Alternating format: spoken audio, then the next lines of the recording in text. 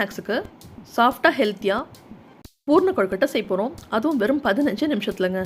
இது எப்படி செய்யுதுன்னு பார்ப்போம் வாங்க. இதுக்கு முதல்ல அடுப்பில் ஒரு கடாய் வச்சுக்கோங்க. கடாயில் 1 கப் அளவுக்கு துருவன தேங்காய் சேர்த்துக்கோங்க. தேங்காய் சேர்த்து அடுப்போட தீயை சிம் பண்ணிக்கோங்க. இதில் 1 ஸ்பூன் நெய் சேர்த்துக்கோங்க. நெய் சேர்த்து ஒரு 2 நிமிஷம் நல்லா கலந்து விடுங்க. இப்போ ஒரு 1/2 கப் தூள் வெல்லம் சேர்த்துக்கோங்க.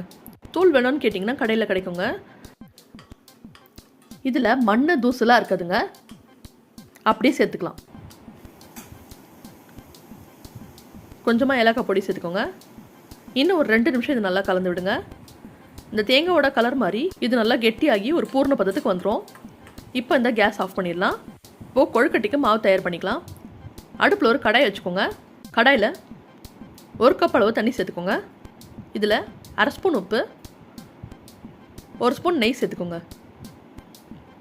இது கொதிக்கும் போதே இதில் 1 கப் அளவுக்கு கொழுக்கட்டை மாவு சேர்த்துக்கோங்க. நீங்கள் கடையில் விற்கிற கொழுக்கட்டை மாவே இதை சேர்த்துக்கலாங்க. மாவு சேர்த்து ஒரு 2 நிமிஷம் கலந்து விட்டுட்டு கேஸை ஆஃப் பண்ணிடுங்க. இப்போ இதை கையால் பிசைஞ்சு நல்லா அழுத்தம் கொடுத்து மாவை ரெடி பண்ணி வச்சுக்கோங்க. சின்ன சின்ன உருண்டைகளை எடுத்து இதை கொழுக்கட்டை செய்ய ஆரம்பிக்கலாம். ஒரு வாழையில கொஞ்சமாக எண்ணெய் தடவிக்கோங்க. எண்ணெய் தடவி இந்த மாவை நல்லா ஸ்ப்ரெட் பண்ணிக்கோங்க. இதை நல்லா ப்ரெஸ் பண்ணி விட்டுட்டு இதில் 1 ஸ்பூன் தேங்காய் பூர்ணம் சேர்த்துக்கோங்க. இப்போ இதை நல்லா ஃபோல்ட் பண்ணி ஓரங்களை ப்ரெஸ் பண்ணிவிடுங்க. ஓரங்கள் சீல் ஆகிடுச்சுன்னா அவ்வளோதான், கொழுக்கட்டை ரெடி ஆகிடுச்சு. இதை நம்ம வேக வைக்க வேண்டியதான். ஓரங்களை நல்லா அமுத்தி விட்டுட்டா நீங்கள் இதை அப்படியே கூட வேக வச்சுக்கலாம். இல்லை உங்களுக்கு பின்னல் பண்ண தெரியும்னா நீங்கள் பின்னல் பண்ணிக்கலாம். இந்த மாதிரி நீங்கள் மீதி இருக்க எல்லா மாவையும் கொழுக்கட்டைகளை ரெடி பண்ணி எடுத்துக்கோங்க.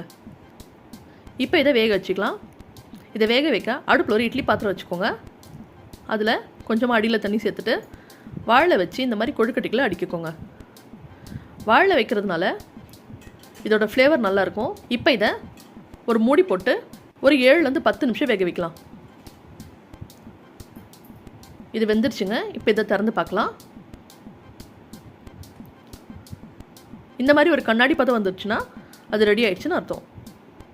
ரொம்ப சாஃப்டான ஜூஸியான கொழுக்கட்டை வெறும் 15 நிமிஷத்தில் ரெடி பண்ணிட்டோம். நீங்களும் இதே போல் செஞ்சு ட்ரை பண்ணி பாருங்கள். எங்கள் வீடியோ உங்களுக்கு பிடிச்சிருந்தா லைக் பண்ணுங்கள், ஷேர் பண்ணுங்கள், சப்ஸ்கிரைப் பண்ணுங்கள்.